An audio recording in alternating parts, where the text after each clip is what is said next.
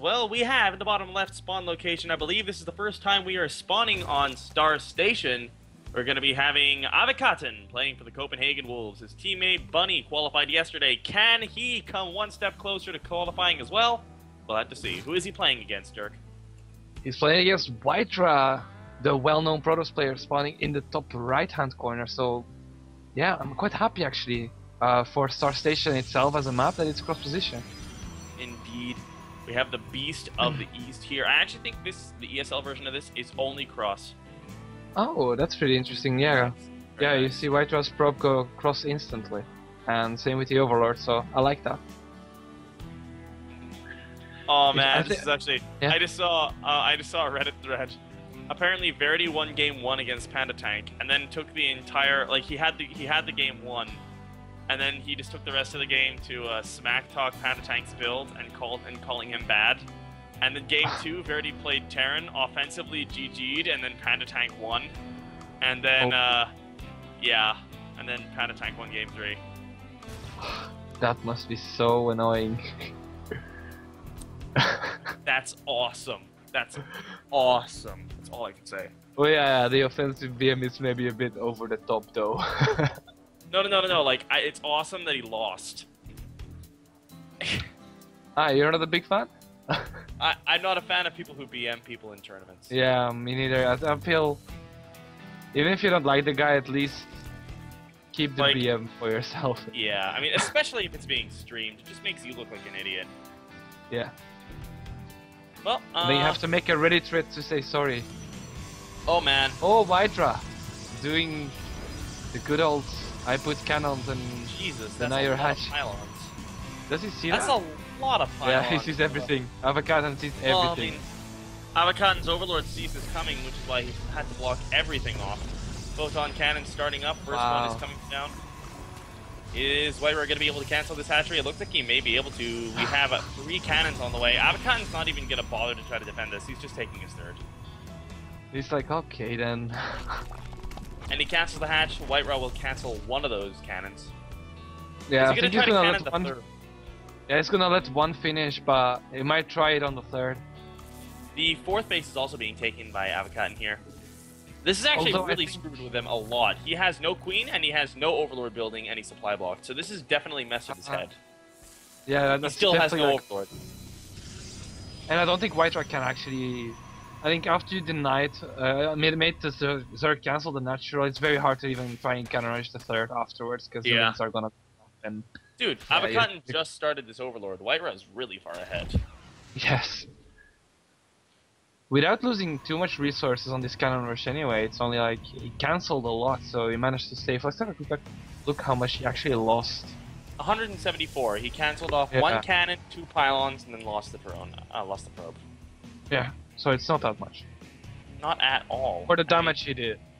The other thing is, if he goes for a 2-base push here, which is very, very possible on this map because it's very difficult to secure a third as Protoss, this is going to be so much harder for Avekatten to hold because he has no natural expansion. His bases are so far spread out from one another. Yeah, exactly. I mean, the natural and the third are like indeed so spread out. So WCS can just pick his target and just go for it, and it's going to be very hard for Avekatten to hold any like immortal. Would an immortal push still be viable? You think? I think so. The rush distance on this map in cross is actually not that big. Compared to some maps. So this actually could be viable. I don't think it looks like he... I mean, it's going to be late, obviously, since he invested in the cannons. But we'll have to see what he goes for here. I would love to see an Immortal push here.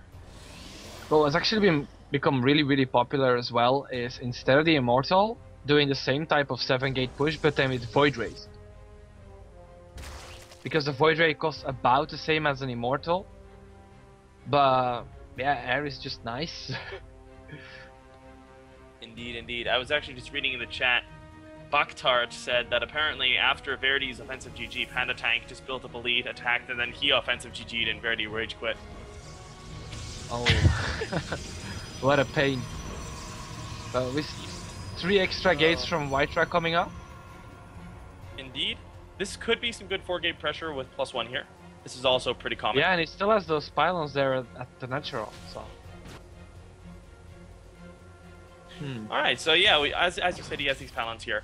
That's one really annoying thing about cannon rushes at an expansion, because you have to clean up those pylons eventually, but you're going to lose stuff while you do it if you try to clear it up with lings, because there's that cannon there. But if you don't clear it up, then there's a proxy pylon that's defended by cannons. Yeah, so here it is on Naga, some nice micro here. Avekatten losing just his first link, and yeah, White gets a second though, but still some nice micro. Because there's not that much going on except the probe and the stalker going over here to the left side of the map. Yeah, it's definitely gonna be 4-gate pressure. With a robo followed up, and it's gonna time out very nicely with the warp gate research and the +1. But he kinda reveals it by attacking this overlord though. Well, we'll see if Avekatten finds that pylon. I mean, he's got to know something's up. Obviously, there's no real reason he's making to be there. a bunch of links, and links necessarily aren't the best, but this spine crawler is gonna mainly help out with dealing with this pressure from White Draw. Avekatten has really invested a ton in overlords here. He's at the maximum of 100. Oh, but look at that! As I mentioned earlier, the warping happens at the natural, and Avekatten is picking a very bad engagement here at the ramp. Oh yeah, engaging at the ramp is a terrible decision, but there's not really all that much else you can do. Whiterra is going to move into the base here. Well, there's roaches on the field now. Oh yeah, the roaches will definitely help out with dealing with this pressure. But the zealots are still going to trade cost efficiently against these lings. And more zealots are going to come in, and he may be able to sandwich a couple of roaches here on the ramp. Yeah, but there's too many roaches. Of course, micros the weak roaches out, but he's gonna have too much roaches now, and that will shut down the pressure. And he will be able to bust down the pylons and the cannon with this. Indeed, and you know, there's immortals on the way, so immortals and 2 more gateways, so it is going to be an immortal push. Yeah.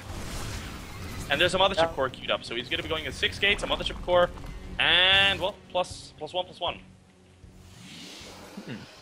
That's interesting, but the overlord over here on the right side definitely sees this pylon, and the pylon will be shut down, but the pylon on the left-hand side of the map is still not spotted. And Avekatten is taking his forward behind this. That Even does though mean that he has... Hydra doesn't have a third. Yeah, that's a very, very big risk, but he is clearing up these proxy pylons.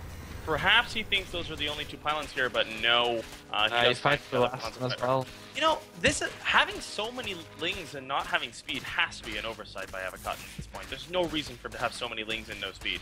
Well, perhaps he wants to spend all the gas in the Hydra lisks that he has up and coming, because the Hydra is about to finish right now. The problem with that is, the problem I have with that is that he also just made a huge swell of lings. He's up to a total of 67 lings, and they don't have speed. Now he's starting speed, so it definitely is a mistake.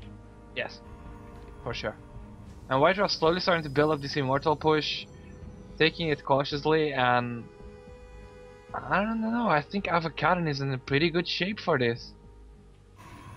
It's going to come down to the Hydras, whether the Hydras are out, how well they're positioned, and then, well, you know, honestly, the power of lings in this is that they're able to wrap around, but without that speed, this could be that might be the difference. Yeah.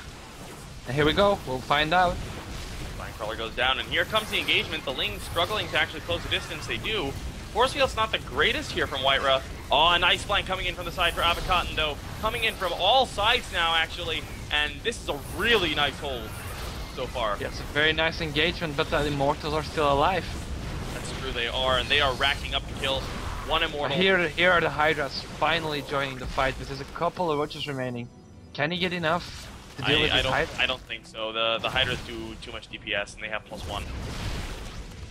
Yes, but it's 1-1 for the Protoss though, and he has a time warp available to perhaps, because the time warp as well slows the attack speed. No, it doesn't. Oh no, it doesn't anymore. Sorry, that was beta, early beta. Whoops.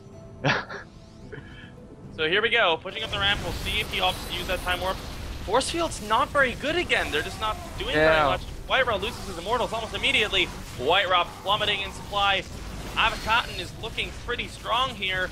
Can he hold? It looks like he's going to hold here. Whiterra is trying to expand behind this, so he's not gonna GG out just yet. Oh, there we go. Oh yeah, whoops. Just as we think he's not gonna GG, there it is. Avekatten with the 1-0. Whiterra, of course, does have the opportunity to pull it back. But still a bit of a surprise result, I feel. Because I don't really know much about Avekatten, But he plays for Copenhagen Wolves, so yeah,